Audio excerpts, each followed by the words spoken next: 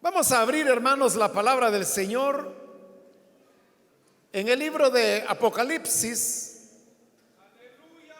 Busquemos el capítulo número 16, donde vamos a leer la palabra del Señor en la continuación del estudio que estamos desarrollando en este último libro de la Biblia.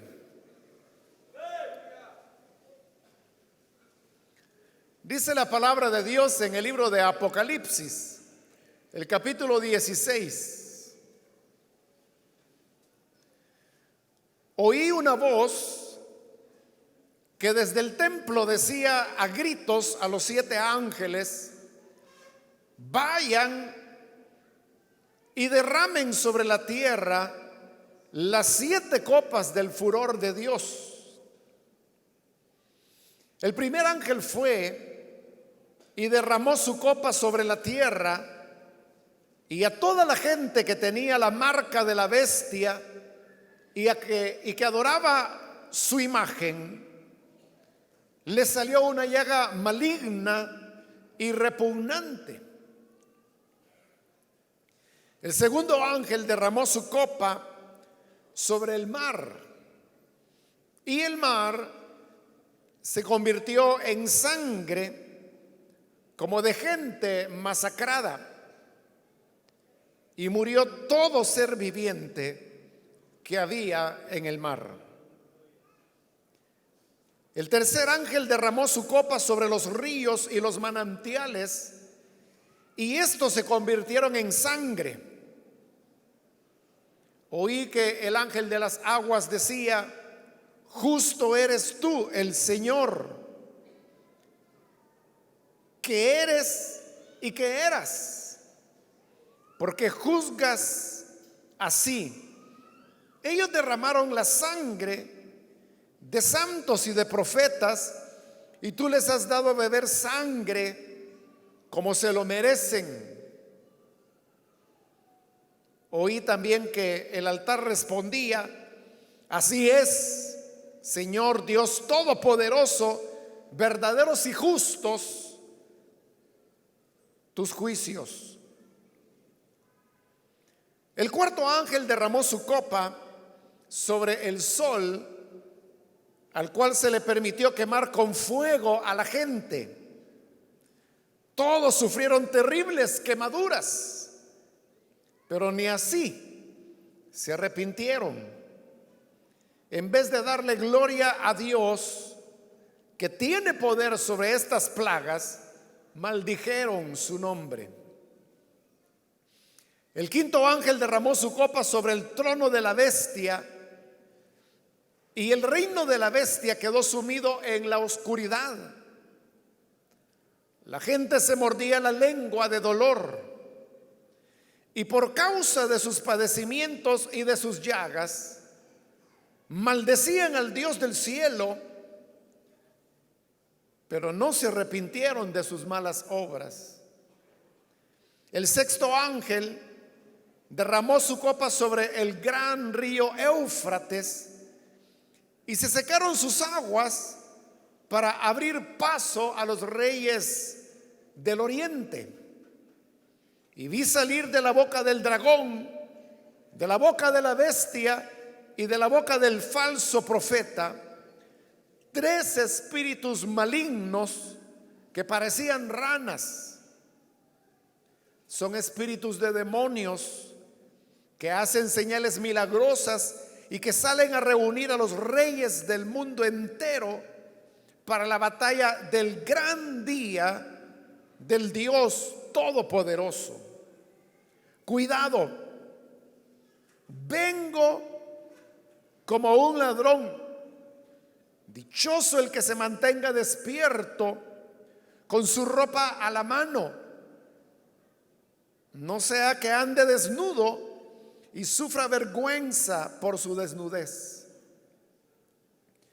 Entonces los espíritus de demonios reunieron a los reyes en el lugar que en hebreo se llama Armagedón.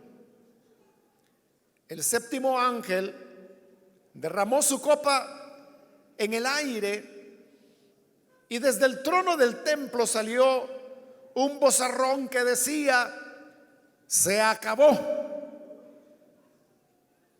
Y hubo relámpagos, estruendos, truenos y un violento terremoto. Nunca desde que el género humano existe en la tierra se había sentido un terremoto tan grande y violento. La gran ciudad se partió en tres y las ciudades de las naciones se desplomaron. Dios se acordó de la gran Babilonia y le dio a beber de la copa llena del vino del furor de su castigo. Entonces huyeron todas las islas y desaparecieron las montañas. Del cielo cayeron sobre la gente enormes granizos de casi 40 kilos cada uno y maldecían a Dios por esa terrible plaga. Hasta ahí, hermanos, dejamos la lectura. Pueden tomar sus asientos, por favor.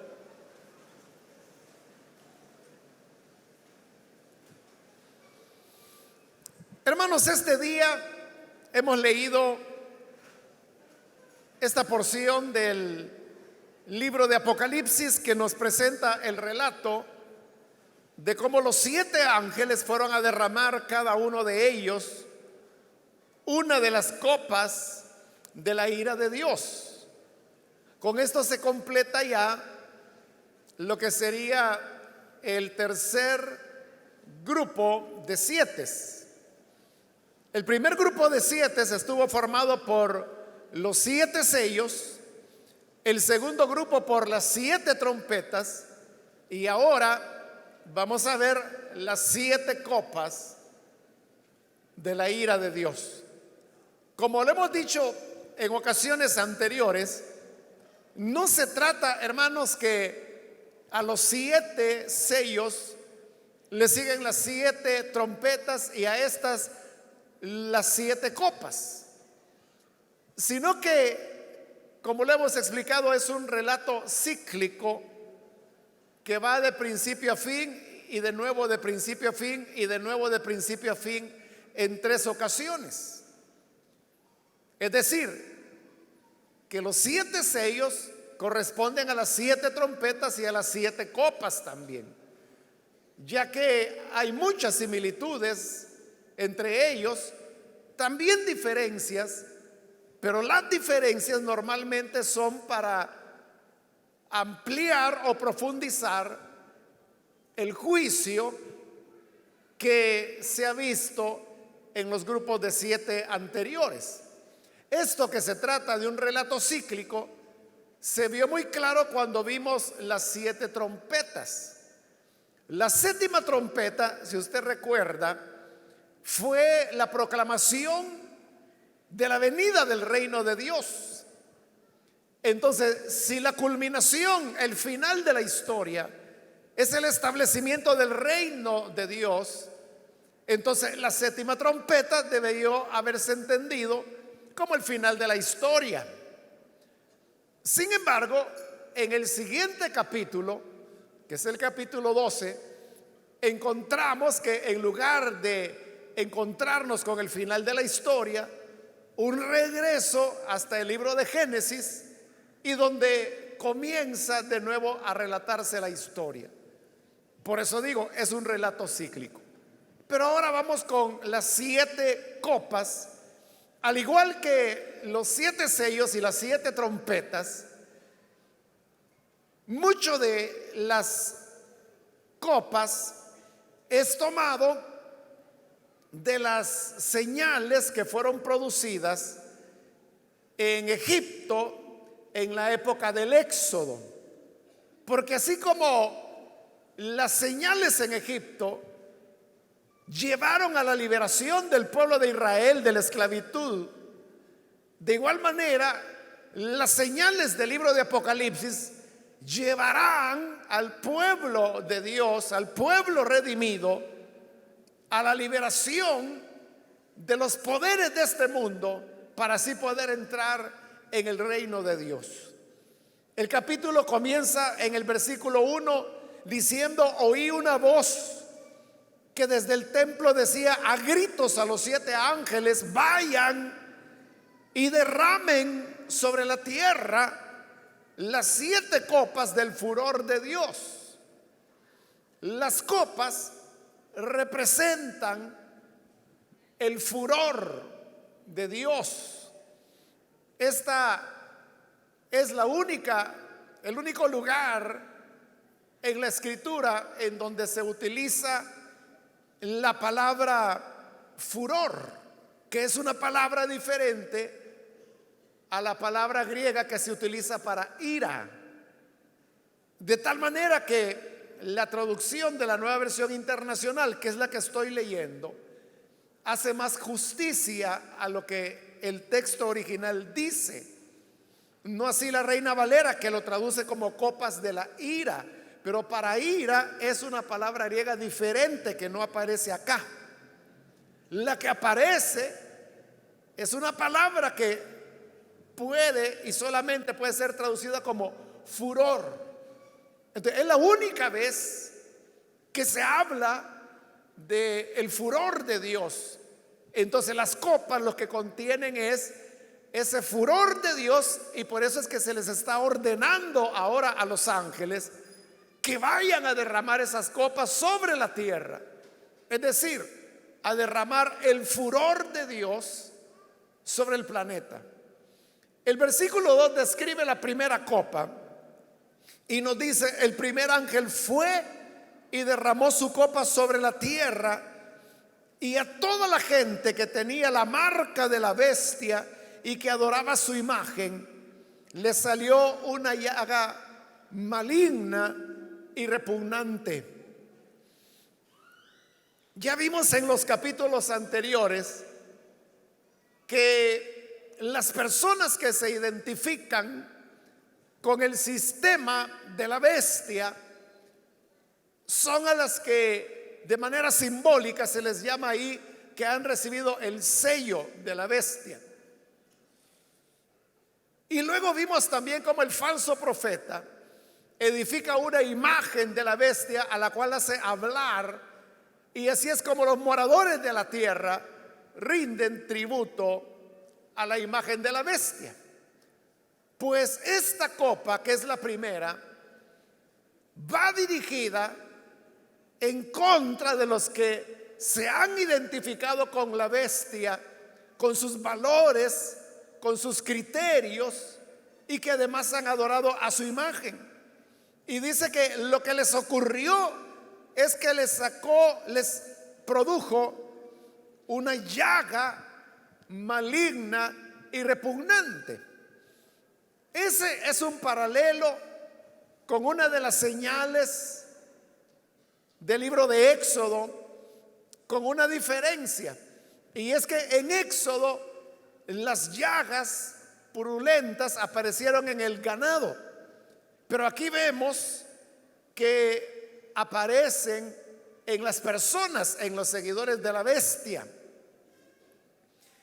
Pero hay una similitud, y es que al igual que en Egipto, las señales y los juicios eran para los egipcios, pero no para el pueblo de Israel.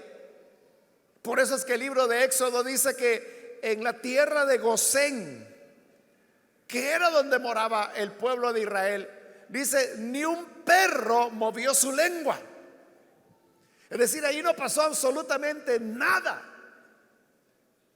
Pero para los egipcios representaba una destrucción, una señal, un juicio. Lo mismo es acá. Quienes reciben el furor de Dios de esta primera copa son los que se han identificado con los valores de la bestia. No así aquellos que temen al Señor. Entonces vea, Muchos le tienen temor al libro de Apocalipsis porque dicen, uy, a mí me da miedo que ahí dice que van a aparecer llagas repugnantes en las personas, eso va a ser terrible. Pero ya se fijó a quién le van a aparecer. Ahí dice al que tenía la marca de la bestia y que adoraba su imagen. Si usted está identificado con los valores de Satanás, con los valores mundanos, razón tiene para tener temor. Pero si usted es del pueblo del Señor, nosotros estamos donde ni siquiera la lengua de un perro se va a mover. Amén. Así que no hay nada por qué temer. Al contrario, es una buena noticia, porque entonces significa que Dios está tratando contra los enemigos del pueblo de Dios. Y al igual que en el Éxodo, significa que está cerca la liberación de los redimidos de Dios. Versículo 3 encontramos la segunda copa. El segundo ángel derramó su copa sobre el mar, y el mar se convirtió en sangre como de gente masacrada, y murió todo ser viviente que había en el mar. También hay una similitud con el libro de Éxodo, y es que así como en el Éxodo Moisés cambió las aguas del río Nilo en sangre, aquí vemos que la segunda copa del furor de Dios está convirtiendo el mar en sangre. Esto es algo que ya había aparecido con los sellos y con las trompetas, pero con una diferencia. Y es que allá se mencionaba que era la tercera parte del mar. Sin embargo, ahora se nos está diciendo que es la totalidad del mar.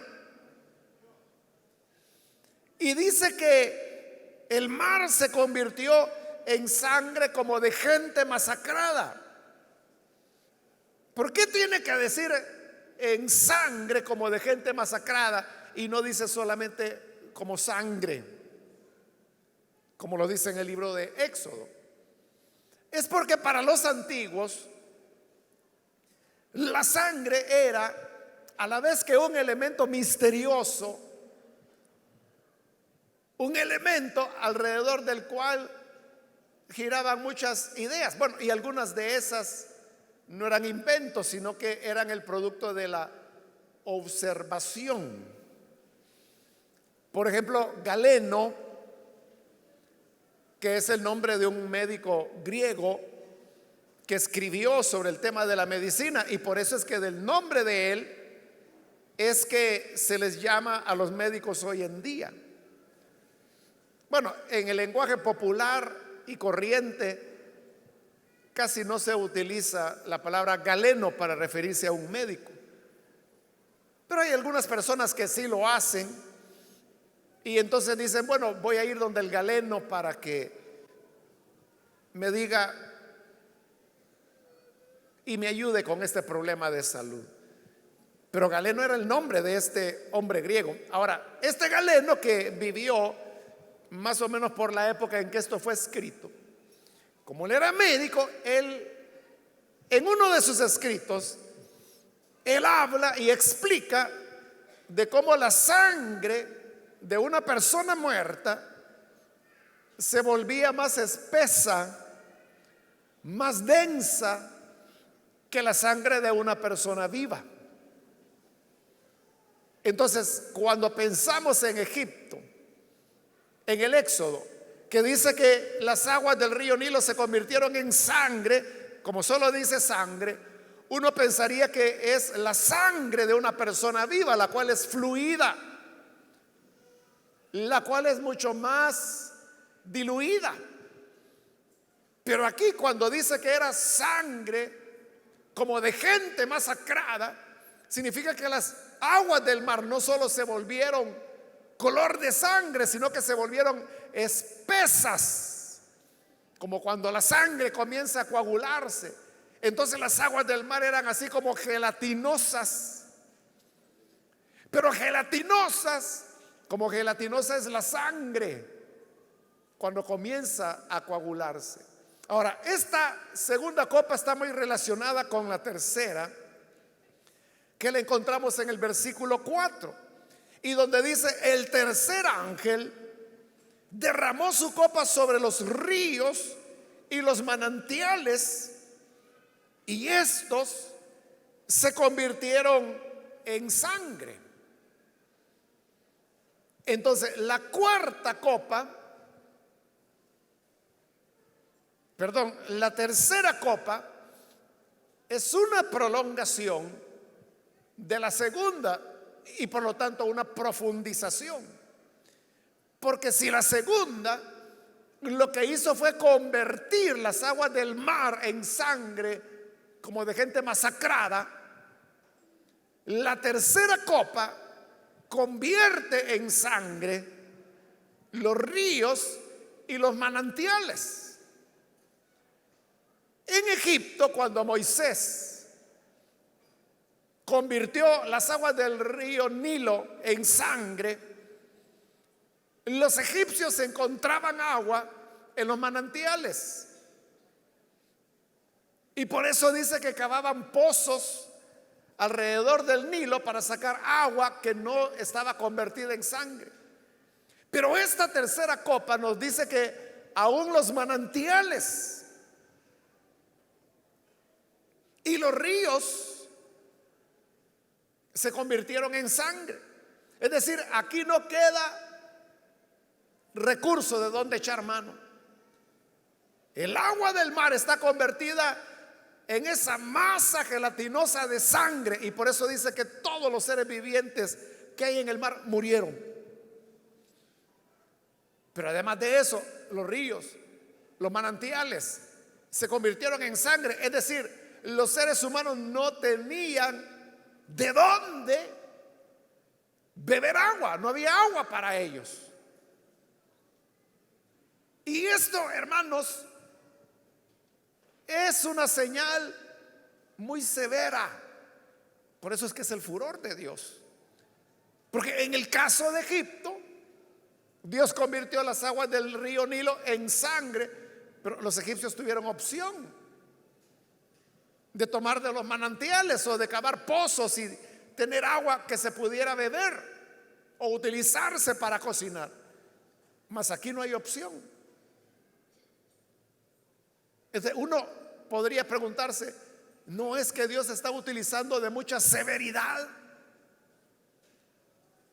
Precisamente porque estas dos copas parecen tan severas, es que el relato abre un paréntesis que comienza en el versículo 5 y donde dice: oí que el ángel de las aguas. Note qué interesante que se habla aquí del ángel de las aguas, así como en los primeros capítulos encontramos los ángeles de los vientos, que detenían los vientos hasta que fueran sellados los elegidos de Dios. Allá eran ángeles del viento, aquí son ángeles de las aguas. ¿Y qué significa esto? Significa que hay ángeles que están observando, están velando, están cuidando, podríamos decir, las aguas que hay en el planeta, los ríos, los manantiales, que son los que se han mencionado. Pero estos ángeles, aunque lo que ellos cuidaban, que eran los ríos y los manantiales, se han convertido en sangre, esos ángeles dicen lo que encontramos en el versículo 5: justo eres tú. Porque esa es la pregunta que nos hacíamos. No es que es demasiado severo, mas el ángel de las aguas dice: justo eres tú, el santo que eras, que eres y que eras, porque juzgas así.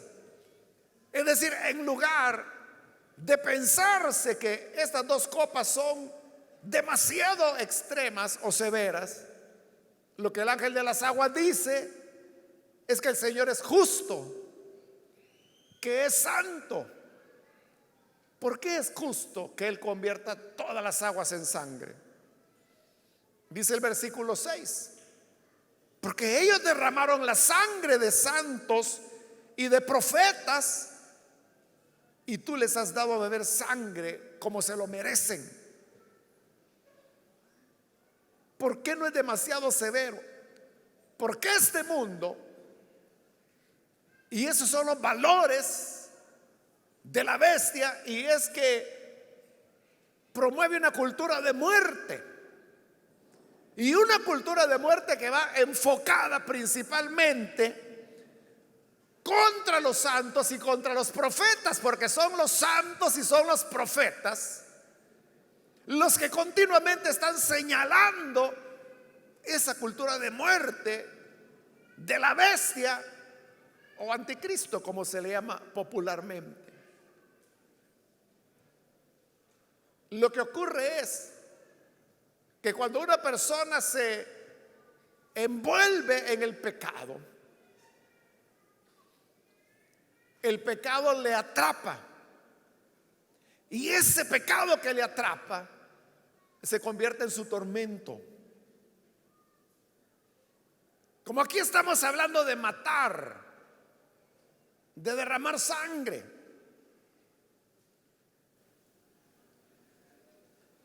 me trae a la memoria algo que les he contado en alguna ocasión. Yo estaba en Santa Ana, era la época de la guerra.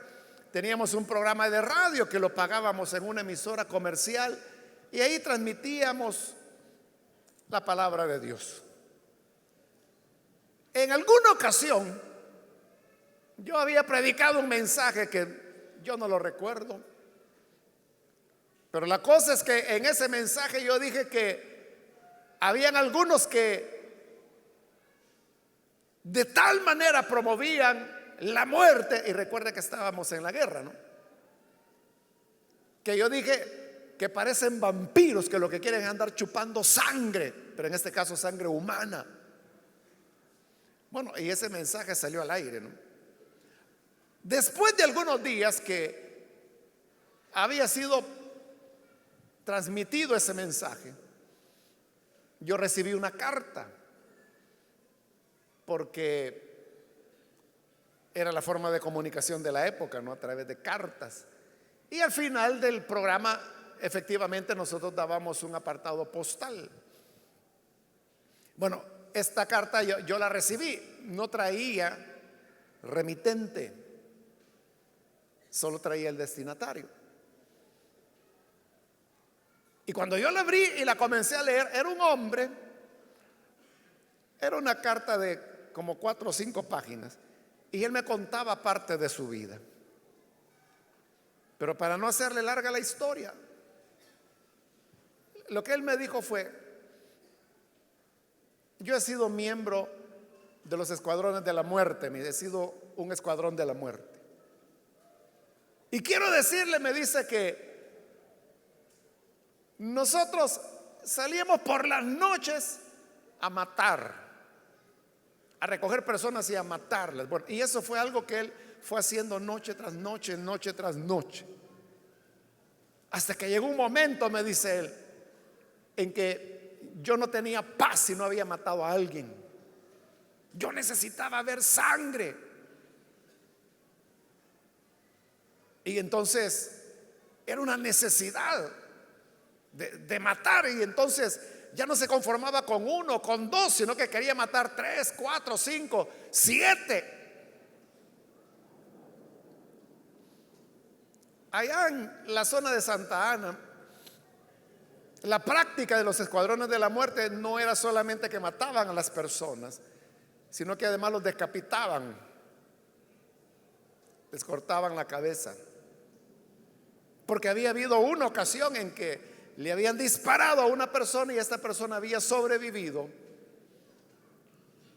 y había dado testimonio de quiénes eran los escuadrones de la muerte y cómo él había escapado. Entonces, a partir de esa experiencia, para que nadie, y para asegurarse que estaban muertos, entonces les cortaban la cabeza. Bueno, en eso trabajaba esta persona que me estaba escribiendo ahora. Y él me decía, cuando usted dijo en la predicación que se convierten en vampiros, que lo que quieren es sangre, eso soy yo, me dice. Yo necesitaba ver sangre, tenía que matar para sentirme bien. Y como le digo, no le voy a contar toda la historia, pero el punto es que como que la guerrilla lo había ubicado, sabían quién era él, sabía que era un escuadronero.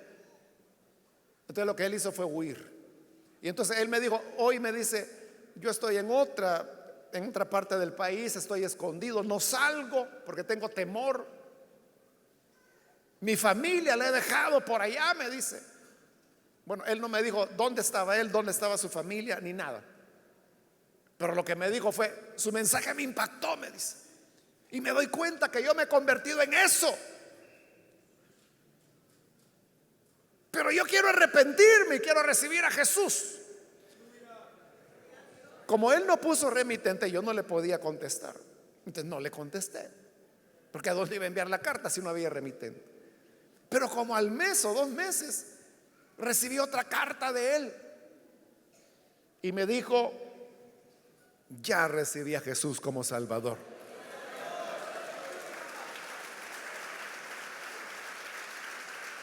Y estos deseos, me decía, de matar, de ver sangre, ya desaparecieron. Pero me dice, también está desapareciendo el temor a salir. Y quiero decirle que ya empecé a salir a la calle. Siempre estoy escondido, pero ya comencé a salir. Y me dijo que estaba en Santa Tecla. Ahí sí ya me daba, por lo menos la ciudad donde estaba. Estoy en Santa Tecla, me decía. Y no me atrevo todavía a ir a mi casa donde vive mi familia, pero sí estoy yendo a la iglesia. Bueno, esa fue la última vez que él se comunicó con su servidor. Pero cuento la historia, hermanos, porque es muy parecido. Bueno, no parecido, es lo que está diciendo acá. Que por cuanto ellos derramaron la sangre de los santos y de los profetas, es decir, se hicieron tan amigos de la muerte y de la sangre, que es como que si yo diga, entonces les gusta la sangre, tráguensela entonces. Y todo fue convertido en sangre.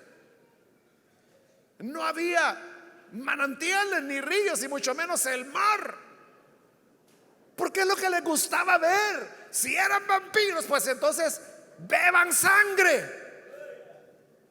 Es decir, el pecado que la persona comete se convierte en su peor verdugo.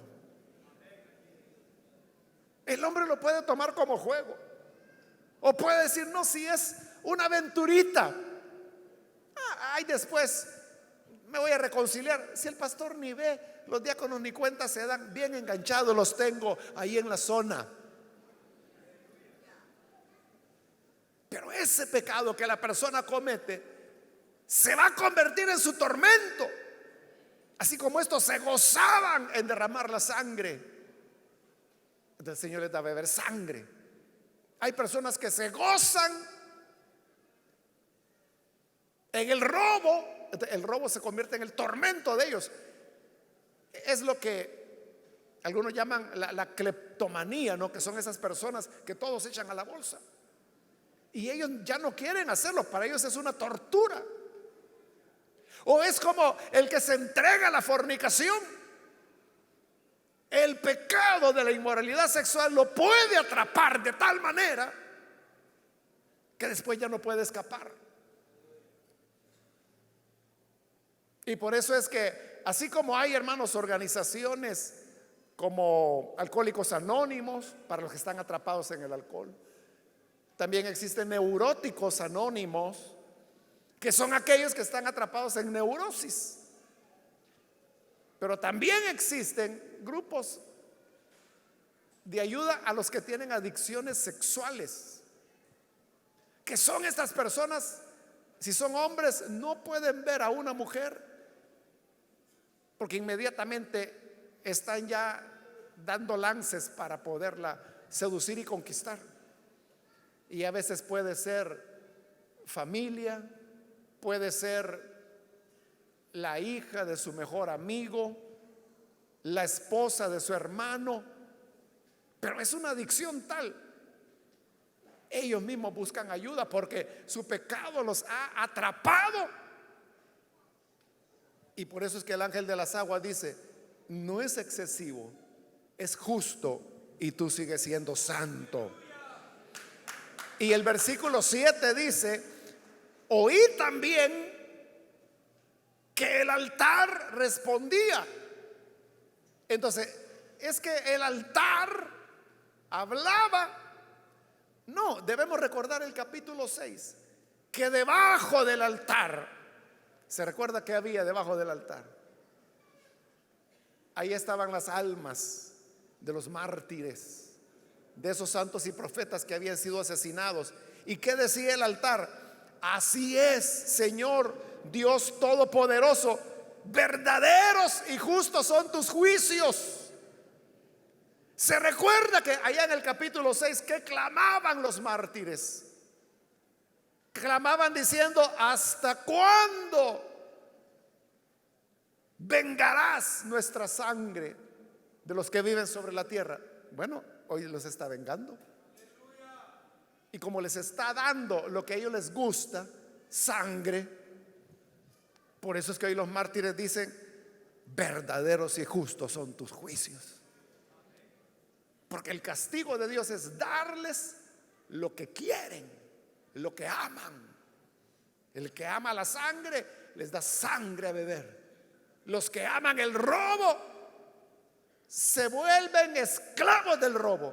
Los que aman la fornicación se vuelven esclavos de la fornicación. Los que aman la vida homosexual se vuelven esclavos de la homosexualidad. Y por eso llevan una vida promiscua, donde llegan a tener 500, 700, 800, 1000 o más parejas, porque están atrapados en su pecado. Versículo 8: el cuarto ángel derramó su copa sobre el sol, al cual se le permitió quemar con fuego a la gente. Esta copa sí no tiene paralelo ni en Éxodo ni en ningún otro lugar de la Biblia.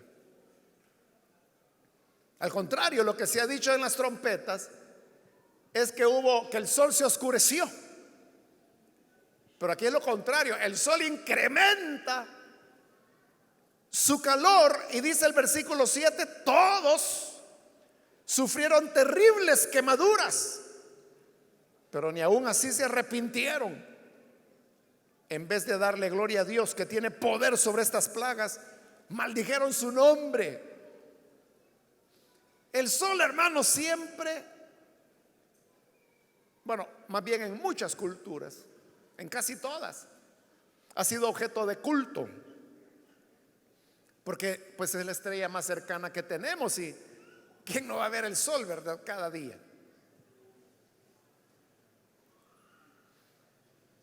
Pero ese sol que los hombres han idolatrado, hoy los está quemando. Y dice que las personas con graves quemaduras por causa del sol, ni así se arrepintieron. Porque el arrepentimiento no es algo que la persona lo decida. El arrepentimiento tampoco es algo que lo produzca el sufrimiento que el pecado trae. El arrepentimiento es un regalo de Dios, que Él se lo da a quien Él quiere. Y así como Él lo da, lo puede negar. Es lo que le pasó a Esaú cuando él despreció la primogenitura. Y por eso el libro de Hebreos dice que él era un profano. Pero cuando vio que la bendición era sobre su hermano y no sobre él, porque él había despreciado esa bendición, dice que hoy sí la quería y que la procuró con lágrimas. O sea, él lloró, pero ya no podía arrepentirse, porque es Dios el que concede. Esto es lo que le pasa a esta gente, que aunque el sol les quemaba, en lugar de pedirle misericordia a Dios, que era el que enviaba la plaga, más bien lo maldecían. En lugar de arrepentirse, peor estaban. Es porque el Señor había enviado un espíritu de mentira para que creyeran a la mentira, para que siguieran endurecidos y para que así todo el furor de Dios cayera sobre ellos y fueran condenados y no se salvaran. Pero eso no es para nosotros, porque ¿cuántos han sido salvados acá por la gracia del Señor? Entonces, ¿por qué le da miedo Apocalipsis? Si lo que Apocalipsis presenta es el juicio de Dios contra los malos, a menos que sea malo otra vez, ¿verdad?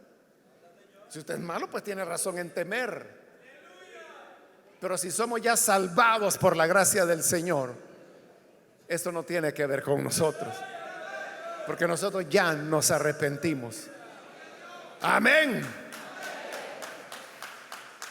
Versículo número 10. El quinto ángel derramó su copa sobre el trono de la bestia. Esta es la primera vez que se hace referencia a la bestia en los 3 grupos de 7 que estamos viendo. Y el reino de la bestia quedó sumido en la oscuridad. La gente se mordía la lengua de dolor y por causa de sus padecimientos y de sus llagas maldecían al Dios del cielo, pero no se arrepintieron de sus malas obras. ¿A qué se refiere ahí la escritura cuando dice que el reino de la bestia fue sumergido en la oscuridad? Es cuando el reino de la bestia muestra su verdadero carácter, su verdadera naturaleza. Hermanos, esto es igual. El reino, el gobierno de la bestia va a ser igual que muchos gobiernos humanos, ¿no? Que ofrecen cielos y tierra, que hablan de ayudar al necesitado. Hoy sí las cosas van a cambiar, hoy sí vamos a enfocarnos en la gente, y la gente vota por estas personas, y cuando asumen la presidencia o el gobierno municipal, lo que sea, la gente está contenta, hay fiesta. Usted sabe que esa noche, cuando haya resultados que indican quién es el ganador, esa es una noche que amanecen bailando, amanecen con música, amanecen reventando cohetes. Pero ¿qué ocurre cuando el tiempo comienza a pasar? Que esos gobiernos que se celebraron comienzan a mostrar su verdadero carácter, y la gente se da cuenta que las cosas no eran como se pintaban. Parecido, bueno, no parecido, no, que lo que ocurrió en Guatemala, donde cae un gobierno precisamente por corrupción. Hay nuevas elecciones y es elegido un presidente que no tenía experiencia política previa, pero la gente entusiasmada porque precisamente porque él no venía de los políticos tradicionales, iba a ser una cosa diferente. Pero hoy, ¿qué ocurre? Que su hijo está preso, su hermano está preso por corrupción, y él está siendo investigado, y está haciendo ahí de todo con el propósito que no lo investiguen.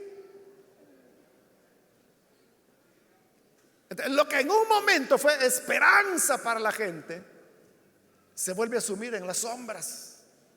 Lo mismo ocurrirá con el reinado de la bestia, que al principio se presenta como un hombre de paz, como un hombre de bien, como un hombre que va a resolver las problemáticas humanas, pero esta quinta copa lo que hace es mostrar el verdadero carácter. Entonces las personas comienzan a pagar por lo que ellos apoyaron. Pero otra vez, en lugar de arrepentirse, maldecían a Dios, como que si Dios era el que había puesto a la bestia, ellos lo habían apoyado.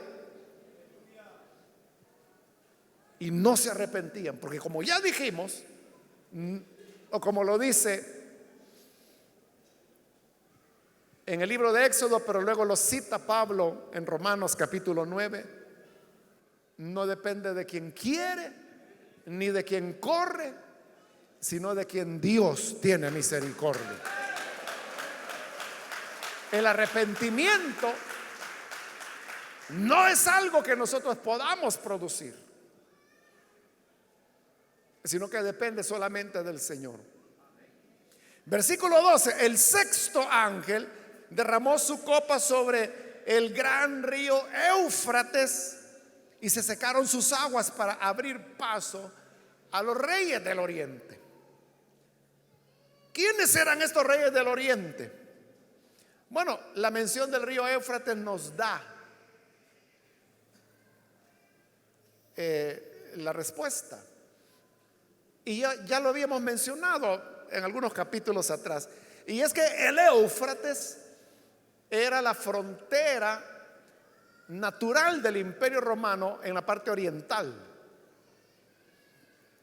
Digo natural porque era el río el que establecía la frontera, o sea, un río muy caudaloso, que precisamente por ser caudaloso protegía esa frontera oriental del Imperio Romano. Pero ¿qué había del otro lado del Éufrates? Ahí es donde estaban los partos, los reyes partos, que como se lo expliqué en una ocasión anterior, los partos fue el único pueblo que le hacía frente a los romanos y que los derrotó en varias ocasiones. Entonces, cuando dice que el río Éufrates se secó, que era como la muralla natural que los protegía de los partos, estas palabras, que el río Éufrates se secó, esto ponía a temblar a cualquier romano.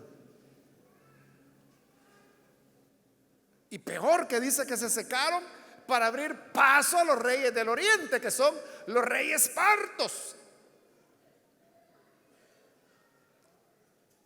Entonces vienen para atacar el Imperio Romano, del cual la bestia es ilustrativo. Entonces mucha gente, ahí es donde vienen las malas interpretaciones. Porque algunos dicen, bueno, los que vienen del oriente, antes decían es Rusia, hoy que ya no está Rusia tienen que inventarse otra cosa.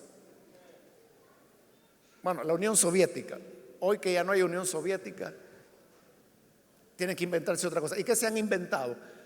Que son los musulmanes. Porque ciertamente el río Éufrates está en Irak, y de ahí hacia el oriente, no todos, ¿verdad? Pero buena cantidad de países y pueblos que ahí son musulmanes. Entonces, como son los enemigos, alguna gente así los ve como enemigos del cristianismo. Entonces, ellos son los reyes del oriente. Y no se dan cuenta que ellos no vienen a atacar al pueblo de Dios, vienen a atacar a quien ataca al pueblo de Dios, que es a la bestia. Porque si los reyes del oriente vinieran a atacar a los redimidos, entonces la copa del furor de Dios no sería para el malo, sería para su pueblo. Y eso no tiene sentido. Por eso, hermanos, es tan importante conocer la palabra de Dios, para que todos los chiflados que suben locuras en YouTube no lo vayan a engañar a usted y pueda tener claridad de lo que la palabra del Señor dice. Versículo 13: vi salir de la boca del dragón y de la boca de la bestia y de la boca del falso profeta tres espíritus malignos que parecían ranas. Note cómo el énfasis del versículo está en la palabra boca, que se repite tres veces. La boca del dragón, la boca de la bestia y la boca del falso profeta. ¿Por qué hace énfasis en el tema de la boca? Porque el diablo tiene boca, y qué boca. Y no me refiero a que hable vulgaridades, sino que, como Jesús dice, cuando habla mentira, de su propia naturaleza está hablando, porque Él es mentiroso desde el principio. Entonces, la boca del dragón, que es Satanás, de la bestia, que es su representante, y del falso profeta, que es también su emisario, hablan y hablan. ¿Y qué hablan? Mentiras, engaño, veneno. Por eso es que dice que de sus bocas salían espíritus inmundos a manera de ranas. Qué terrible sería eso, ¿verdad? Que cuando una persona habla le salgan ranas de la boca. Es algo grotesco, ¿no? Pues eso ocurría con la boca del dragón, de la bestia y del falso profeta, que salían espíritus inmundos. Es decir, que el diablo no solamente habla, y cuando habla mentira, sino que esas mentiras van acompañadas de una acción satánica, diabólica, que hace que las personas crean a esas mentiras. Versículo 14: son espíritus de demonios, ahí está claro, que hacen señales milagrosas y que salen a reunir a los reyes del mundo entero para la batalla del gran día del Dios Todopoderoso. Bueno, hasta ahora ahí solo se anuncia, podríamos decir, o se menciona la batalla del gran día. Será hasta en el capítulo 19 donde vamos a ver esa batalla y el desenlace. Versículo 15: cuidado, dice el Señor, vengo como un ladrón. Dichoso el que se mantenga despierto con su ropa a la mano, no sea que ande desnudo y sufra vergüenza de su desnudez. Vengo como ladrón, dice el Señor. ¿Y cómo viene el ladrón? Sin que usted lo advierta. ¿Cómo le sacan la cartera a usted cuando va en el bus, o por la calle, o en algún almacén? Bueno, antes era la cartera, hoy es el celular, ¿verdad? En el lenguaje de los ladrones dicen, le hicieron el 2 de bastos. Es decir, que con 2 dedos se lo sacan. ¿Cómo hacen? A saber, ¿verdad? Pero son dedos de seda, usted ni lo siente. Entonces, ese es el ladrón que no anda avisando. No le dice, mire, le voy a sacar el celular. No se lo dice. Cuando usted llega a la casa se da cuenta que ya no lo lleva. Entonces, a eso se refiere el Señor. Ni cuenta se van a dar cuando venga. Por eso tengan su ropa a mano, para que no sean hallados desnudos. La desnudez en la Biblia es una figura del pecado. De cómo tenemos nuestra ropa a mano. Cuando nos arrepentimos, le pedimos perdón al Señor, su sangre nos limpia de pecado. Entonces estamos vestidos y preparados para el momento cuando el Señor venga. Dice el versículo 16: entonces los espíritus de los demonios reunieron a los reyes en el lugar que en hebreo se llama Armagedón. Bueno, esto es interesante, hermanos, porque dice que el nombre en hebreo es Armagedón, y sucede que en hebreo no existe la palabra Armagedón.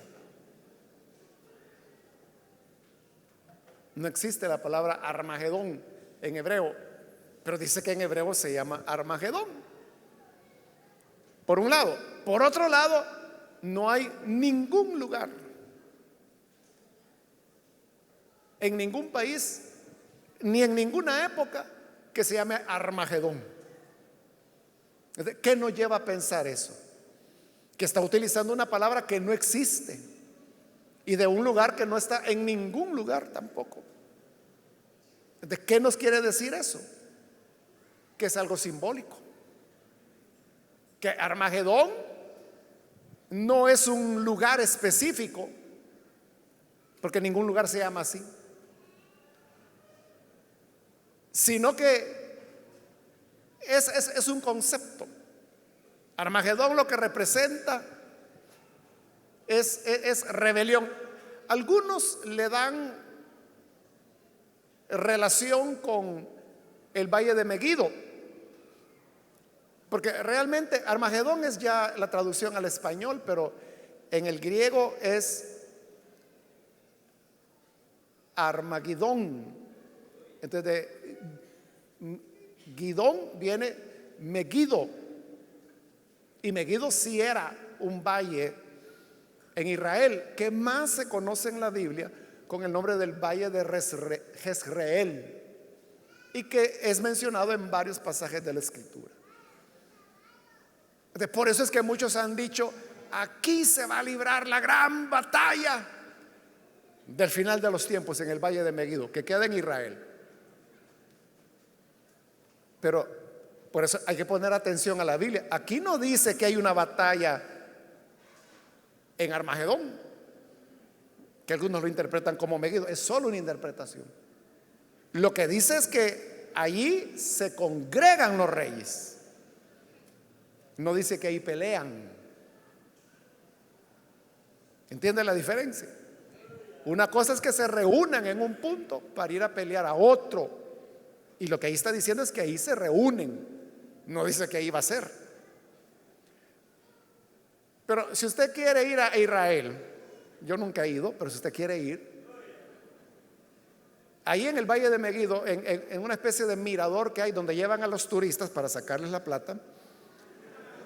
Sí, es cierto, todo es un negocio.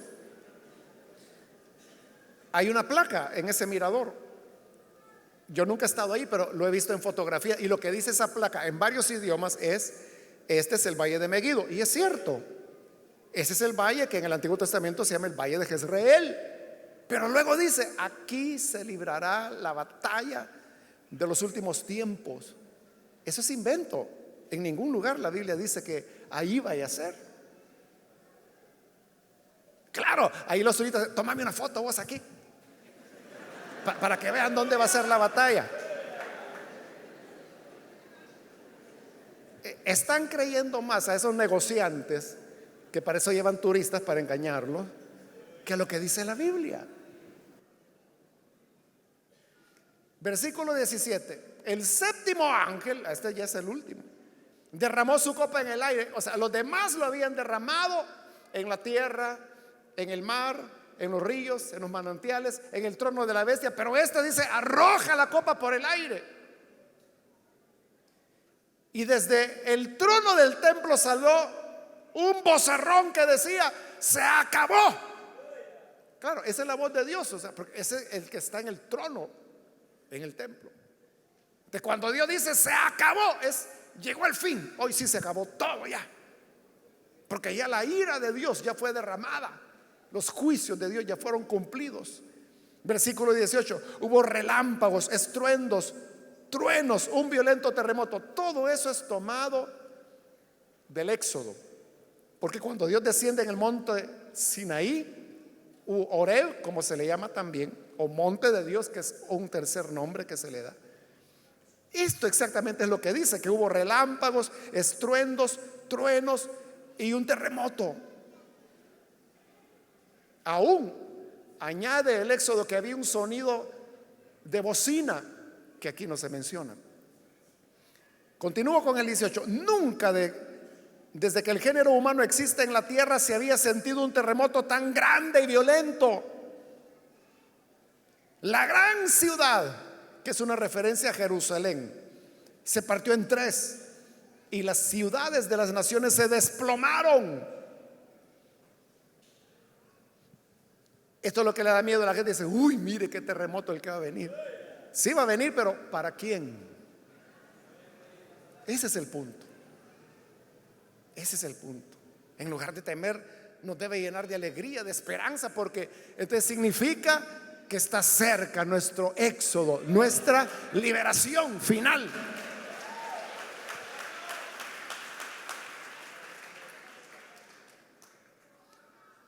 La segunda parte del versículo 19: Dios se acordó de la gran Babilonia y le dio a beber de la copa llena del vino del furor de su castigo.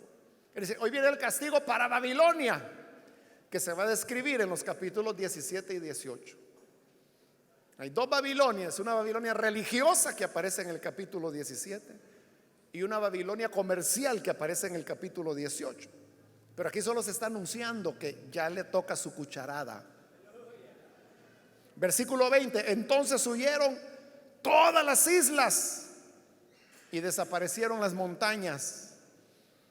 Del cielo cayeron sobre la gente enormes granizos de casi 40 kilos cada uno. 40 kilos, hermanos, equivale a 88.8 libras, es decir, casi 89 libras. Es decir, que no era granizo del que estamos acostumbrados a ver, ¿no? Ni tampoco granizo como el que cae en México, a veces en Europa, a veces en Estados Unidos, que ya son piedras así, ¿no? Que rompen los cristales de los vehículos, hunden el capó, las láminas de los vehículos. Es muy peligroso. Aquí estamos hablando, hermano, de rocas de 89 libras de peso. Eso es para romperle la nuca a cualquiera.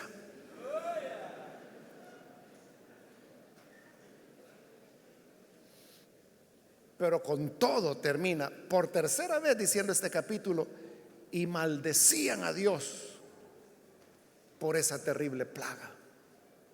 Aún así no se arrepintieron. Es que hay gente, hermanos, que les pasa de todo.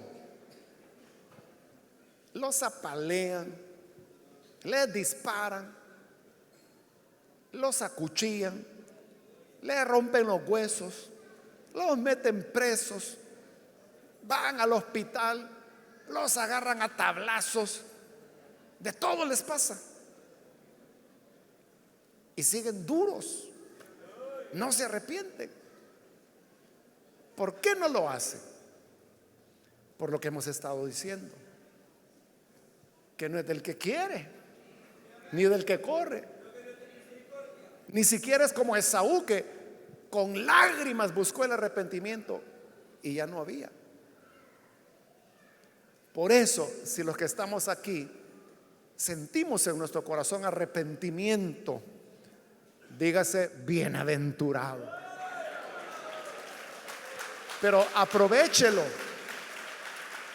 Aproveche que tiene esa sensibilidad de arrepentimiento para venir a Cristo, y que así usted no vaya a estar en el grupo que van a recibir las toneladas de granizos, sino que más bien esté en Gosén, entre el pueblo del Señor, que serán librados de todas estas plagas.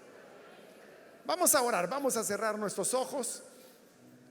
Padre, te damos las gracias porque cada día